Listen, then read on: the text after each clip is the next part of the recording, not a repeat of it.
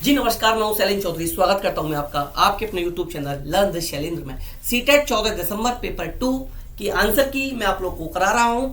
इससे पहले मैं आप लोग को सीडीपी की सटीक आंसर की दे चुका हूं। 30 के 30 क्वेश्चंस की मैंने वहां पर आप लोग को आंसर बताए हैं। ये हिंदी की आंसर की रहेगी। इसमें हिंदी लैंग्वेज 1 जिन लोगों ने ली होगी उनके लिए ये आंसर की रहने वाली। एक एक करके सभी क्वेश्चंस को देखिएगा। सटीक आंसर की यहाँ पर 30 के 30 क्वेश्चन की प्रोवाइड कराई जाएगी। हिंदी सबसे ज्यादा इजी रहा अब तक जो पेपर मैंने देखा है उसमें मैं देखूं अगर तो हिंदी जो है सब्जेक्ट सबसे ज्यादा इजी हिंदी सब्जेक्ट ही आप लोगों का रहा है। तो क्वेश्चन नंबर 91 से स्टार्ट करेंगे। जिसकी लैंग्वेज 1 है हिंदी, वो लोग यहाँ पर अपने आंसर्स मैच करेंगे। अगर आपका सेट कोई और हो तो आप लोग क्या करोगे, आंसर्स को मैच करके अपने आंसर्स को जो मैं ऑप्शन बोलूंगा उस सही ऑप्शन को टिक कर लोगे। इस तरीके से आप लोग अपने आंसर्स को यहां पर मैच कर पाओगे। तो चलिए देर न करते हुए वीडियो को शुरू कर लेते हैं। वीडियो शुरू करने से पहले अगर आप लोग चैनल पर नए हैं तो चैनल को सब्सक्राइब कर लेना, वीडियो को लाइक एंड शेयर आप लोग जरूर कर देना। तो पैसेज है यहां पर शिक्षा एक सृजनात्मक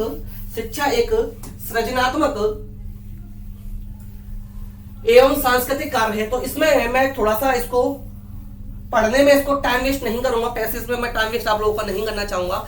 मैं डायरेक्ट आंसर्स पे आता हूं। हम लोग क्वेश्चंस डायरेक्ट करना शुरू कर देते हैं, ठीक है।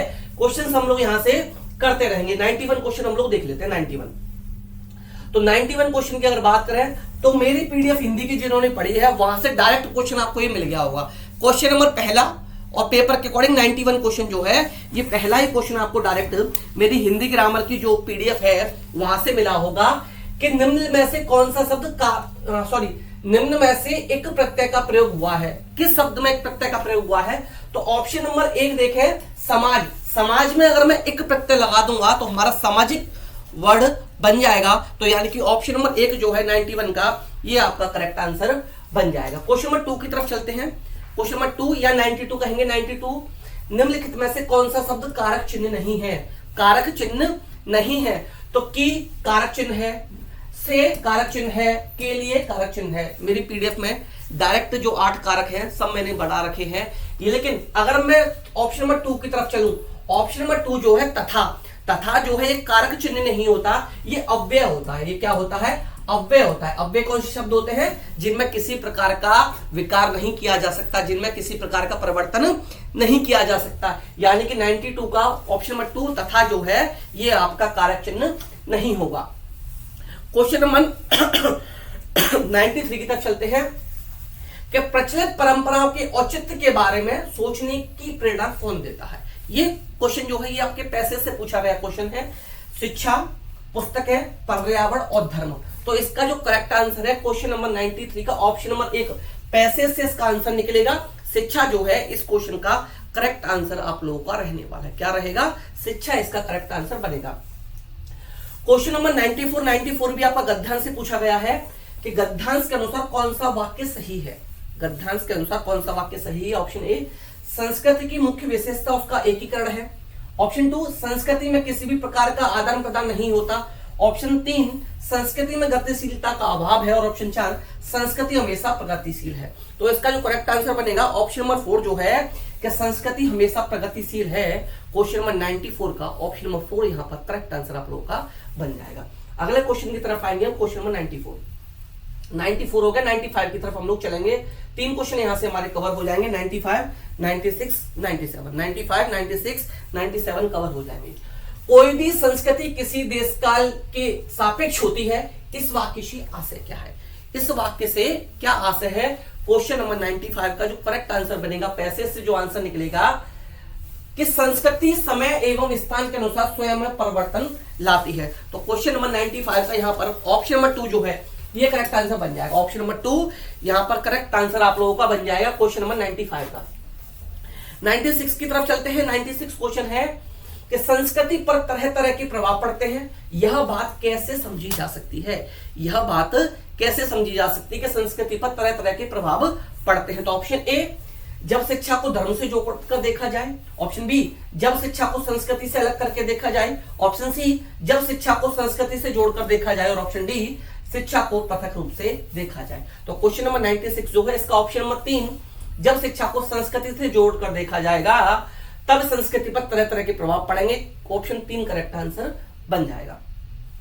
क्वेश्चन नंबर 97 की तरफ चलते हैं कि शिक्षा को किस प्रकार के कार्य के रूप में देखा गया है, आर्थिक, राजनीतिक, सांस्कृतिक या भौतिक। तो भाई शिक्षा को जो देखा गया है 97 क्वेश्चन के अकॉर्डिंग देखें तो पैसेज के अकॉर्डिंग इसका जो राइट आंसर बनेगा ये सांस्कृतिक बनेगा। कैसे बनेगा? सांस्कृतिक इसका करेक्ट आंसर बनेगा। क्वेश्चन नंबर 97 का करेक्ट आंसर आपका सांस्कृतिक ऑप्शन नंबर 3 बन जाएगा। क्वेश्चन नंबर 98 पर आते हैं। क्वेश्चन नंबर 98 पर आ जाते हैं। क्वेश्चन नंबर 98 है कि शिक्षा संस्कृति की निर्मात्री है। क्यों है ये संस्कृति की निर्मात्री? क्यों इसको संस्कृति की निर्मात्री माना गया है शिक्षा को? ऑप्शन 1, वह मौजूदा संस्कृति में कुछ नवीनता लाती है। वह मौजूदा संस्कृति में कुछ नवीनता लाती है, तो आगे पढ़ने की जरूरत नहीं है हमें। क्वेश्चन नंबर 98 का जो ऑप्शन नंबर 1 है यही आपका करेक्ट आंसर बन जाएगा। यही क्या बनेगा? आपका करेक्ट आंसर बन जाएगा। अगला क्वेश्चन है क्वेश्चन नंबर 99। इनमें से कौन सा शब्द समूह से भिन्न है? कौन सा शब्द जो है इनमें से भिन्न है? इनमें से भिन्न बताना है। मौखिक परंपरा, प्रचलित रीति, सांस्कृतिक कर्म और आदान प्रदान। तो अगर हम देखें तो इन चारों ऑप्शन में जो ऑप्शन नंबर 4 है आदान प्रदान जो है ऑप्शन नंबर 4 ये सबसे अलग है। इसलिए क्वेश्चन नंबर 99 जो है इसका राइट आंसर जो बनेगा ऑप्शन नंबर 4 आदान प्रदान जो है ये करेक्ट आंसर बन जाएगा। इसके बाद गद्यांश के क्वेश्चन हम निकल लिए। अब आ गए हम पद्यांश पर। अब पद्यांश पर हम लोग आ चुके हैं। पद्यांश में क्वेश्चन है 6 क्वेश्चन दे रखे हैं 100 से लेकर 105 तक। पद्यांश में 6 क्वेश्चन है 100 से लेकर 105 तक। तो यहाँ पर जो हमारा पद्यांश है, कलम आज उनकी जय बोल, जला अस्थियां बारी बारी छिटकाएं जिनसे चिंगारी, जो चढ़ गए पुण्य वेदी पर लिए बिना गर्दन का मोल, कलम आज उनकी जय बोल। तो ये वाला जो पद्यांश है इसके क्वेश्चन हम लोग देखेंगे एक एक करके। सभी क्वेश्चन को हम लोग यहाँ पर देखने वाले 100 से लेकर 105 तक हम लोग क्वेश्चंस को यहाँ पर देखने वाले हैं। 100 से लेकर देखेंगे। तो 100 क्वेश्चन जो है कि भिन्न शब्द समूह की पहचान कीजिए। ऐसा कौन सा भिन्न शब्द है जिसकी आपको पहचान करनी है? ठीक है, तो देखिए लघुदीप, लाल शिखाएं, जला अस्थियां, पुण्य देवी। तो यहां जो भिन्न अर्थ है ये भिन्न शब्दों है। जला अस्थियां जो है ये आपका करेक्ट आंसर बनेगा क्वेश्चन नंबर 100 के लिए। ऑप्शन नंबर 3 जो है ये करेक्ट आंसर आप लोगों का बन जाएगा। क्वेश्चन 101 पर आते हैं। पद्यांश में सिंहनाद से आशय है। सिंहनाद से आशय है क्या है? सिंह की गर्जना, ललकार, युद्ध ध्वनि या संवेद स्वर। तो इसका जो करेक्ट आंसर बनेगा ऑप्शन नंबर 2 ललकार। ललकार जो है ये आपका यहाँ पर करेक्ट आंसर बनेगा क्वेश्चन नंबर 101 का। ऑप्शन नंबर 2 करेक्ट आंसर बन जाएगा। क्वेश्चन नंबर 102 नंबर का क्वेश्चन है कि कलम आज उनकी जय बोल पंक्ति से क्या अभिप्राय है? कलम आज उनकी जय बोल, ये जो पंक्ति आपको दे रखी है इससे क्या अभिप्राय है? तो ऑप्शन 2 जो है करेक्ट आंसर ये होगा कि देश के लिए समर्पित लोगों के लिए लिखा जाए। देश के लिए समर्पित लोगों के लिए लिखा जाए, ये क्वेश्चन नंबर 2 का ऑप्शन 2 करेक्ट आंसर आप लोगों का बन जाएगा। 103 नंबर के क्वेश्चन पर आते हैं। 103 क्वेश्चन, क्या छिटकाई जिनने चिंगारी पंक्ति में रेखांकित शब्द किसके लिए प्रयुक्त हुआ है? यानी कि जिनने जो है ये जो जिनने शब्द है ये किसके लिए प्रयोग हुआ है? क्वेश्चन नंबर 103 में आपसे ये पूछा गया है। राजनीतिज्ञ के लिए, अध्यापक के लिए, सामाजिक कार्यकर्ता के लिए या स्वतंत्रता सेनानी के लिए? किसके लिए प्रयुक्त हुआ है ये आपको बताना है। तो छिटकाई जिनने चिंगारी पंक्ति में रेखांकित शब्द किसके लिए प्रयुक्त हुआ है? सामाजिक कार्यकर्ता के लिए। सामाजिक कार्यकर्ता के लिए प्रयुक्त हुआ है। क्वेश्चन नंबर 103 जो है इसका करेक्ट आंसर यहाँ पर ऑप्शन नंबर 3 जो है ये करेक्ट बन जाएगा। ये करेक्ट आपका बन जाएगा। पैसेज का लास्ट क्वेश्चन रह गया 104। ये जो है पैसेज के 2 क्वेश्चन और रह गए 104 और 105। इसके बाद हम लोग पेडागोजी स्टार्ट करेंगे और पेडागोजी वही आई जो आप लोगों को पढ़ाई गई थी। जो आपको पढ़ाई गई थी यही पेडागोजी आप लोगों से पूछी गई थी। क्वेश्चन नंबर 104, निस्वार्थ भाव से अपने प्राणों का बलिदान कर दिया, यह भाव किस पंक्ति के में मुखरित हुआ है? यह किस पंक्ति में मुखरित हुआ है? क्वेश्चन नंबर 104 है आपका। तो किसी दिन मांगा नहीं इसने, ये नहीं है। सहमी धरती रही अभी तक डोल, जो चढ़ गए पुण्य वेदी पर लिए बिना गर्दन का मूल। तो निस्वार्थ भाव से प्राणों का बलिदान कर दिया गया, यह भाव किस पंक्ति से मुखरित हुआ है, तो ये ऑप्शन नंबर 2 इसका करेक्ट आंसर बनेगा। ऑप्शन नंबर 2, सहमी रही धरती अभी तक डोल, ये करेक्ट आंसर इसका बन जाएगा। क्वेश्चन नंबर 105 पर आते हैं।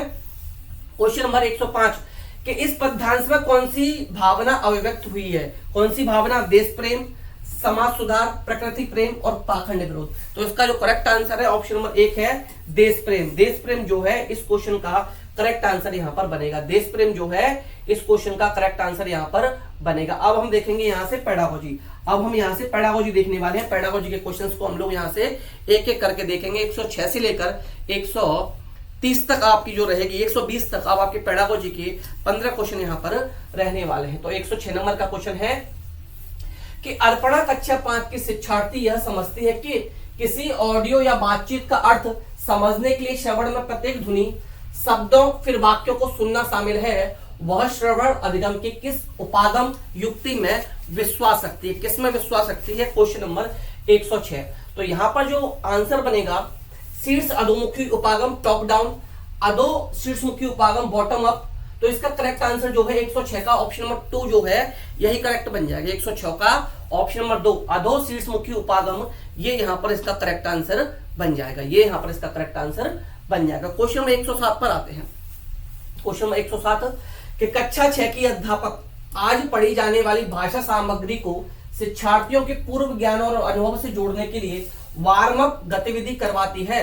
पाठ्य सामग्री पढ़ाना शुरू करने से पहले शिक्षार्थियों को पाठ्य सामग्री, कहानी के चित्र देखने के लिए कहती है। वह अपने शिक्षार्थियों से क्या करवाना चाहती है? वह अपने शिक्षार्थियों से क्या करवाना चाहती है? Question number 107।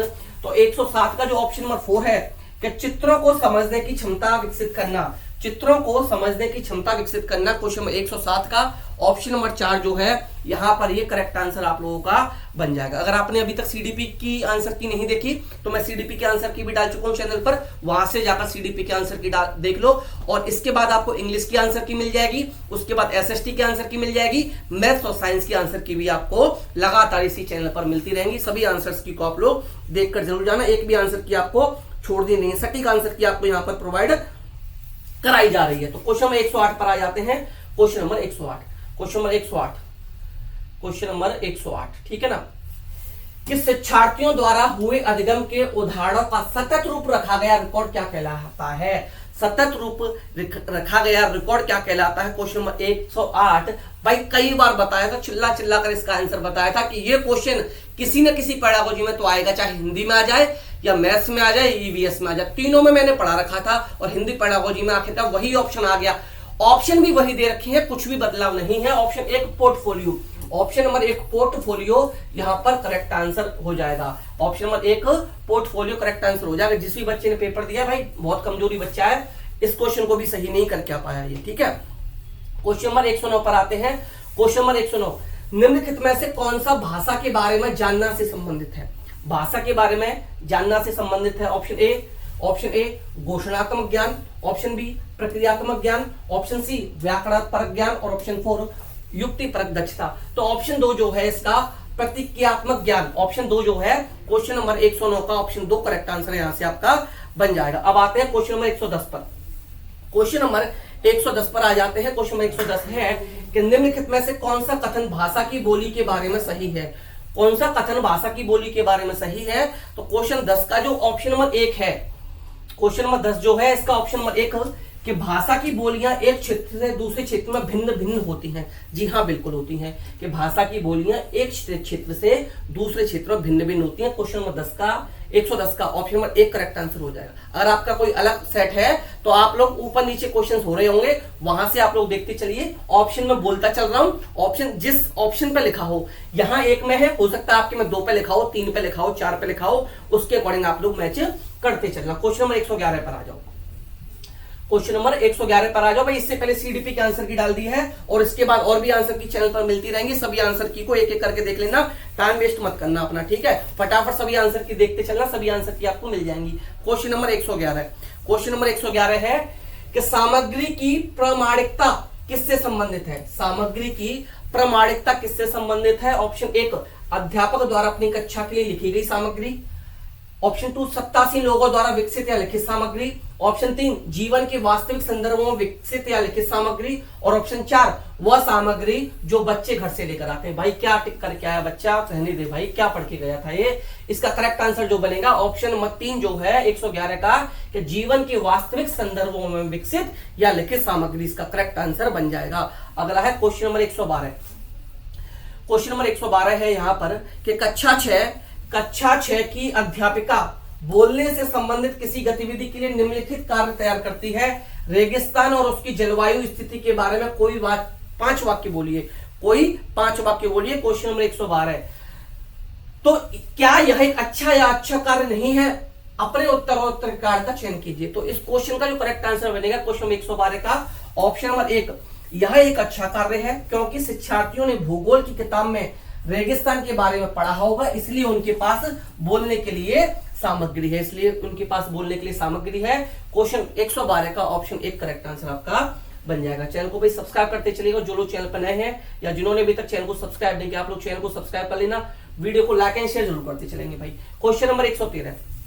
क्वेश्चन नंबर 113 पे आते हैं। क्वेश्चन नंबर 113 है कि निम्नलिखित में से कौन सा विदेशी भाषाओं के अध्ययन के बारे में संबंध में राष्ट्रीय शिक्षा नीति 2020 के परिप्रेक्ष्य में सही नहीं है? जो सही नहीं है वो पूछा गया है, गलत पूछा है। एनईपी भाई नेशनल एजुकेशन पॉलिसी बहुत अच्छी तरीके से पढ़ा रखी थी। तो देखिए जो सही नहीं है वो बताना है। तो अगर आप लोग यहां पर देखो ऑप्शन नंबर 3 को देखो कि विदेशी भाषा को त्रिभाषा सूत्र के अंतर्गत अध्ययन की जा रही 3 भाषाओं में शामिल नहीं किया गया है, ये ऑप्शन रॉन्ग है। जबकि शामिल किया गया है, आपको भी पता है त्रिभाषा फॉर्मूला क्या है, क्षेत्रीय भाषा हो गई, और यहाँ पर तीसरी भाषा जो कौन सी है, तीसरी भाषा यहाँ पर विदेशी भाषा को ही शामिल किया गया है। और यहाँ पर नहीं पूछा था, गलत पूछा था, इसलिए हमारा आंसर यहाँ पर ऑप्शन नंबर 3 जो है ये करेक्ट आंसर आप लोगों का बन जाएगा। 114वें नंबर के क्वेश्चन पर आते हैं। क्वेश्चन नंबर 114 कि बहुत से भारतीय जो नौकरी के लिए विदेश जाते हैं वे उस स्थान की भाषा सीखते हैं। इस प्रेरणा को क्या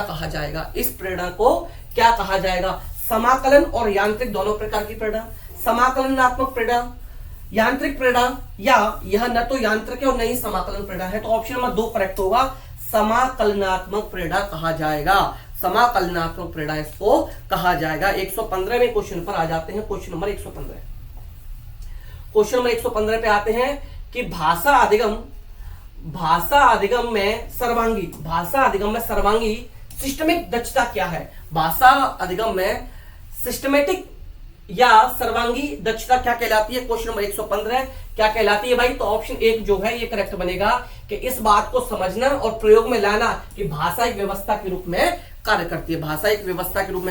क्वेश्चन 15 का ऑप्शन नंबर 1 करेक्ट आंसर बनेगा 115वें नंबर के क्वेश्चन का। 116वें नंबर के क्वेश्चन पर आते हैं कि यहाँ एक पाठ्य सामग्री कुछ कथन है, पता लगाइए पाठ्य सामग्री किस भाषा प्रयुक्त रजिस्टर का प्रतिनिधित्व कर रही है।